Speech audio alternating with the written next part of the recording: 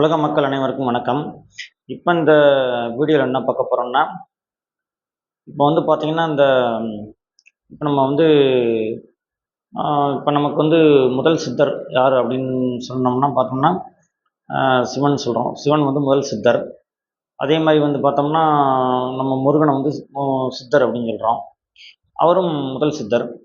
அதே மாதிரி வந்து பார்த்தோம்னா, அப்போ இவங்கெல்லாம் வந்து சிவன், முருகன் இவங்கெல்லாம் சித்தர்கள் அப்படின்னு சொல்கிறோம். அதுபோக 18 சித்தர்கள் இருக்காங்க. இவங்கெல்லாம் வந்து முருகன்லாம் மனிதனாக வாழ்ந்து சித்தர்களாக மாறினவங்க. ஸோ அப்போ இவங்கெல்லாம் வந்து இறைவன்கிட்டருந்து வந்தவங்க. ஒரு இறைவன்கிட்டருந்து ஒரு அற்புத சக்திகளை பெற்று வந்தவர்கள் அப்படின்னு சொல்லலாம். முருகன், சித்தர்கள் இவங்கெல்லாம். ஸோ அப்போ வந்து இதுக்கு மேலேயும் கடவுள் இருக்காங்களா அப்படின்னு பார்க்க வேண்டியிருக்கு. பார்த்தோம்னா இப்போ இவர்களை வணங்குவது நம்ம தவறு அப்படின்னு நம்ம சொல்ல முடியாது. வணங்கலாம். இப்போ முருகன், சிவன், சித்தர்கள் இவங்கள தான் நான் வணங்கிட்டு இருக்கேன்.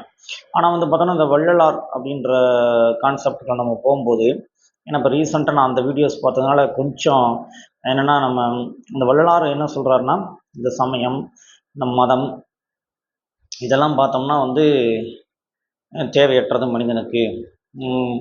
இறைவனை வந்து நம்ம அடையிறதுக்கு வந்து அந்த ஜீவ காருண்யம் ஒழுக்கம்ன்றாங்க இல்லையா, அதன் பாதையில் போனால் ஈஸியாக கடவுள் அடையலாம்.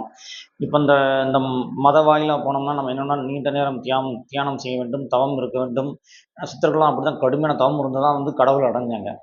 ஆனால் இந்த வரலாறு பாதையில் போகும்போது அந்த ஆண்டவரை ஈஸியாக அடையலாம். அந்த ஜீவ காருண்ய ஒழுக்கம்ன்றாங்க. அது என்னென்னா அந்த பிறருக்கு பசியை போக்குறது, அனைத்து உயிரினங்களையும் நேசிக்கிறது, இந்த மாதிரி தான். ஸோ அப்போ அது உங்களுக்கு ஏற்கனவே தெரியும். அதனால் வந்து அந்த வழியாக போனால் ஈஸியாக கடவுளை அடைய முடியும் அப்படின்றாங்க. அதனால் வந்து இந்த இப்போ அது போக பார்த்தோம்னா இந்த மதங்களெல்லாம் உருவாக்குனதுனால என்ன ஆகும்னா, நீங்கள் ஆதி காலத்தில் வந்து கேள்விப்பட்டிருப்பீங்க. இந்த மதத்தினால் வந்து என்ன ஆகும்னா பிரச்சனைகள் வருது. அதாவது வந்து பார்த்தோம்னா, இப்போ வந்து பார்த்தோம்னா ஒரு சைவம் அப்படின்னு ஒரு மதம் இருக்குது. சைவம் வந்து முருகன், சிவன் இவங்களெல்லாம் வணங்குறோம். சைவம் சமயம். அதே மாதிரி வந்து பார்த்தோம்னா இவங்க அடுத்து பார்த்தா வைணவம் இருக்குது. அப்புறம் பார்த்தா சமணம், புத்த மதம் இப்படிலாம் இருக்குது. ஒரு காலத்திலலாம் பார்த்தா புத்த மதங்கள் நிறையா இருந்துச்சு. ஆனால் இப்போ அது பார்த்தா கொஞ்சம் கொஞ்சமாக அழிஞ்சிருச்சு. அப்புறம் பார்த்தா சைவ மதம் வருது. சில இடங்களில் பார்த்தா இப்படி ஒவ்வொரு காலகட்டத்திலையும் வந்து பார்த்தோம்னா இந்த மதத்தினாலேயே மனிதர்கள் வந்து அடிச்சுக்கிட்டாங்க. அந்த காலத்து மன்னர்கள்லாம் பார்த்தோம்னா இப்போ ராஜராஜ சோழன் இங்கேருந்து படையெடுத்து போகிறாருன்னா ஸ்ரீரங்காவில் போய் என்ன பண்ணுவார்னா, அங்கே இருக்க புத்த மதத்தில் போய் அழிச்சிட்டு அவர் வந்து சைவ கோயிலை கட்டுவார். ஸோ அப்போ அங்கே இருந்து இங்கே வர்றவங்க என்ன பண்ணுவாங்கன்னா, ஒரு சைவ கோயிலை இடிச்சிட்டு அவங்க ஒரு முஸ்லீம் மன்னராக இருந்தால் அவங்களுடைய ஆலயங்களை கட்டுவாங்க. இப்படி ஆதி காலத்துலேருந்து பார்த்தோம்னா இப்போ வந்து பார்த்தோம்னா உண்மையான கடவுள் வந்து ஒருத்தர் தான். 817 கோடி மக்களுக்கும் ஒரே கடவுள் தான். இறைவன் வந்து ஒருத்தர் தான். ஆனால் இறைவன்கிட்டருந்து வந்தவங்க வந்து பார்த்தோம்னா இறைவன்கிட்டருந்து வந்தவங்க வந்து நிறையா இருக்காங்க. சிவன் இருக்கார், முருகன் இருக்கார், அதே மாதிரி ஜீசஸ் இருக்கார். அப்போ இறைவன்கிட்டருந்து வந்தவங்கெல்லாம் வந்து இங்கே இருக்கக்கூடியவங்க வந்து மதமாக ஸ்தாபிச்சுட்டாங்க. ஜீசஸ்னால் அவர் ஒரு மதம் இப்படின்னு சொல்லி ஒவ்வொருத்தருக்கும் பின்னாடியே ஒவ்வொரு மதங்களை உருவாக்குறாங்க. சைவ சமயமாக அவங்க வந்து முருகன், சிவன் அப்படின்னு உருவாக்குறாங்க. ஸோ வந்து இதனால் என்ன ஆகுதுன்னா வந்து மக்களிடையே வந்து அந்த மன்னர்கள் வந்து அந்தந்த ஆட்சியாளர்கள் வந்து அந்தந்த கோயிலை மாற்றி மாற்றி கட்டுறாங்க.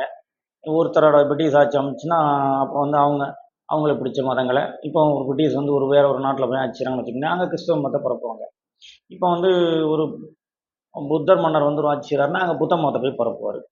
இப்படி வந்து மாறி மாறி வந்து உலகத்தில் வந்து ஆனால் கடவுள் ஒருத்தர் தான். ஆனால் இவங்க இப்படி குழப்புறாங்க. இன்னொன்று பார்த்தா இந்த வியாச முனிவர்னு ஒருத்தர் இருக்கார். வேத வியாச முனிவர்னு சொல்லி ஒருத்தர் இருக்கார். அவர் தான் இந்த வேதங்கள்லாம் உருவாக்குறது. இந்த 18 புராணங்கள், ராமாயணம் போன்ற கட்டுக்கதைன்றது இதெல்லாம் வள்ளலார் ராமாயணத்தை கட்டுக்கதைன்றார். ஏன்னா நான் ஆல்ரெடி ராமாயணத்தை நம்ப மாட்டேன். அதே மாதிரி வந்து பார்த்தோம்னா இந்த இதெல்லாம் வந்து கட்டு கதைன்னு சொல்கிறாங்க. அந்த ரிக், யஜு, சாம, அதர்வன வேதங்கள், இந்த 4 விதமான வேதங்களை வந்து வியாச முனிவர் வந்து எழுதுறாரு. இதனால என்ன ஆகுதுன்னா அவங்க வந்து மதங்களை உருவாக்குறாங்க.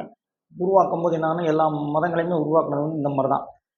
உருவாக்கி வச்சுட்டு மனிதர்களிடையே வந்து இதை உருவாக்குறாங்க. இதெல்லாம் வந்து நம்ம நல்லா அலசி ஆராய்ஞ்சு கடவுள் ஒருத்தர் தான், அவரை உணர்ந்து செயல்படணும். அது எந்த வடிவில் வேணால் நீங்கள் இறைவனை கும்பிட்டுக்கலாம். ஆனால் இறைவனுக்காக இந்த இறைவன் தான் பெருசு, அந்த இறைவன் தான் பெருசுன்னு தயவு செஞ்சு யாரும் அடிச்சுக்கிறாங்க. இறைவன் ஒருத்தர் தான் அப்படின்றத உணரணும். அது வள்ளலார் என்ன சொல்கிறாருன்றது அது உண்மையிலேயே வந்து அது ஏற்றுக்கொள்ள வேண்டிய கூடிய விஷயமா தான் ஏற்றுக்கலாம். ஆனால் சில பேர் கீழே கமெண்ட்டில் பார்த்தோம்னா அறியாமல் பேசுகிறீர்கள் அப்படின்னு போட்டிருப்பாங்க.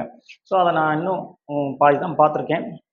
ஸோ ஃபுல்லாக நான் வந்து கொஞ்சம் டீப்பாக ஆராய்ச்சி பண்ண போகிறேன். அது மாதிரி எல்லாரும் பாருங்கள். நான் வந்து நான் சொன்ன ஆரம்பத்திலே சொன்னது தான், மதங்கள் எல்லாம் உருவாக்கப்பட்டது தான்.